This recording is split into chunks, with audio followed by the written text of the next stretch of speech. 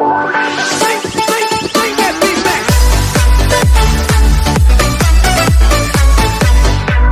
yang dikatain sama Bung Karno itu ya? Saya nggak kenal sama sejarahnya.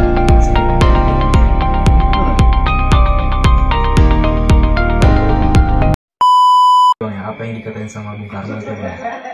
Iyalah, Bangsa yang nggak kenal sama sejarahnya, bangsa yang nggak punya jati diri. ya benar itu. Kalau gitu berarti poin penting dalam sejarah itu apa aja berarti Bang? Yang perlu dipahami. Poin-poin penting dalam sejarah itu sendiri Bang.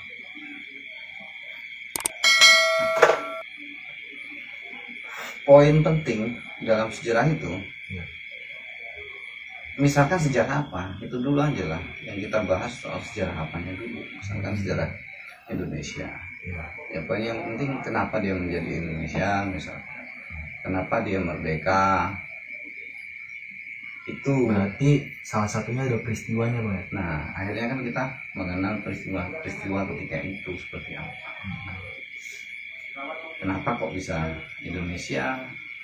Kenapa kok kemudian bisa merdeka? Nah, itu penting sekali itu. Artinya perjuangan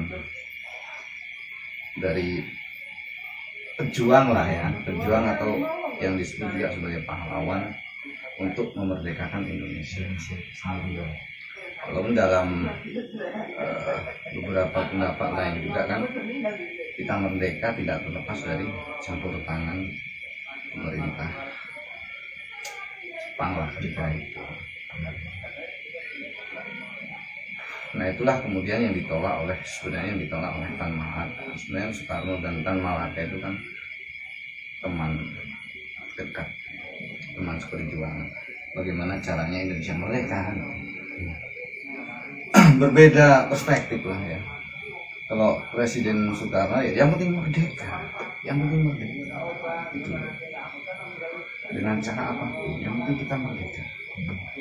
Sementara Tan Malaka nggak begitu caranya, maunya merdeka, betul-betul merdeka, tidak dimerdekakan gitu. Apa tidak ada campur tangan orang luar tuh Pak. Tapi itu ya jadi sejarah tersendiri lah, itu tuh jadi pembahasan sendiri. Perspektif Soekarno dan perspektif Tan Malaka itu ya berbeda.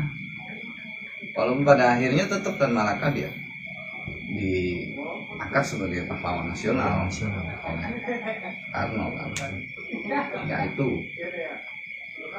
Mungkin kalau untuk membahas Tan Malaka ada di diskusi mungkin pembahasan tersendiri Iya. karena mungkin jauh banget kayaknya, banyak itu. luas sekali Tan Malaka. Karena sejauh ini biasanya bicara soal perjuangan kemerdekaan kan ya Soekarno, Hatta, Tahrir dan lain-lain sebagainya lah ya. Iya. Nah, enggak ada Tan Malaka di situ. Maksudnya supaya juga perlulah dihadirkan beliau dalam buku-buku sejarah dan lain sebagainya. Berarti ini Bang ya, termasuk peristiwa apa yang bisa dijadikan pelajaran dalam sejarah itu untuk kedepannya Bang ya? Nah,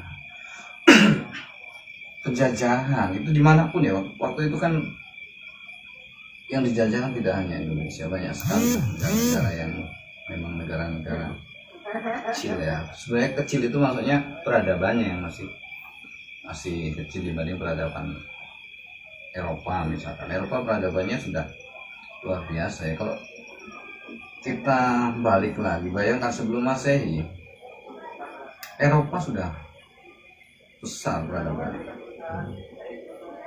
Ya ada Aristoteles, ada Socrates dan lain-lain. Aristoteles, kemudian Thales dan lain sebagainya lah, banyak sebelum Masehi. Nah kita sebelum Masehi itu masih, kalau di catatan sejarah kebudayaan Indonesia itu masih prasejarah, masih belum sejarah. Makanya jauh sekali. Nah oleh karena itu tiba-tiba kita dijajah misalkan. Nah itu kan terjadi perlawanan, karena penjajahan itu ya nggak enak ya, tidak enak sekali. terjadi perlawanan itu dalam rangka untuk membentuk jiwa-jiwa nasionalisme sebenarnya itu. Jadi ya tokoh-tokoh pemuda sekarang ini belajar sejarah itu dalam rangka untuk menanamkan jiwa-jiwa nasionalisme.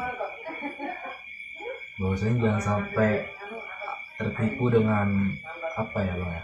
Sekarang kan banyak sih namanya pemalsuan sejarah untuk mendaunkan mental bangsa itu sendiri Bang. Nah iya benar. Sekarang banyak sejarah-sejarah yang dibuat, dan sebenarnya setiap pemerintahan itu ingin membuat sebuah sejarah baru juga, yaitu manusiawi, wajar sekali. Walaupun kalau kita dalam konteks kita negara yang merdeka mestinya nggak bisa begitu. Kita sudah merdeka sepenuhnya, jadi ya harusnya kita purkan betul sejarah Indonesia sesungguhnya itu seperti apa, itu harus jelas ya. Sejarah PKI misalkan itu kan ya, zaman Orde Baru kan itu habis sekali ya, sejarah buruk sekali ya. Walaupun sebagian ya buruk memang, tapi ada yang lebih buruk juga yang dilakukan dalam rangka untuk memberantas itu. Jadi harus fair lah, paling tidak masyarakat itu tahu.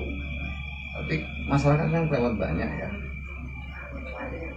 Nah, karena banyak itu paling tidak akademisi dan orang yang sedang menjalani pendidikan itu pun mestinya mulai belajar soal itu supaya mereka menjadi sadar pentingnya sejarah.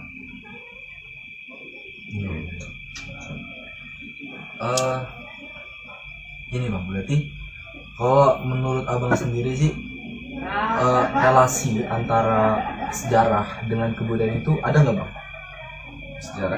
Sejarah dengan kebudayaan? Ya ada ya. Ada. Sejarah itu kan ya kasarnya sejarah itu kan sebuah alur cerita aja kan sejarah itu.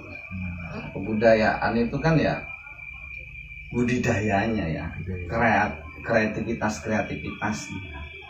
dalam rangka membuat alur cerita itu sebenarnya, atau dalam rangka perjalanan alur cerita itu. Oh, berarti sejarah itu alur ceritanya, sedangkan budaya itu adalah bentuk dari sejarah itu sendiri. Ceritanya, iya. Ya itu bagian dari ya. Sejarah. Oh. Tapi maksudnya gini loh.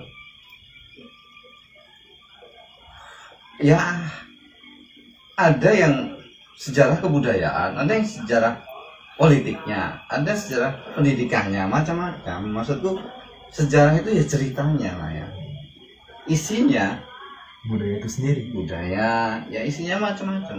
Bisa pendidikan, bisa politik, bisa agamanya, penyebaran agamanya dan lain sebagainya.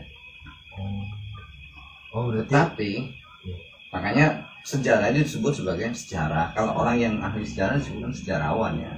Iya. Bukan budayawan. Budayawan itu ya dia harus punya karya budidayanya itu maksudnya.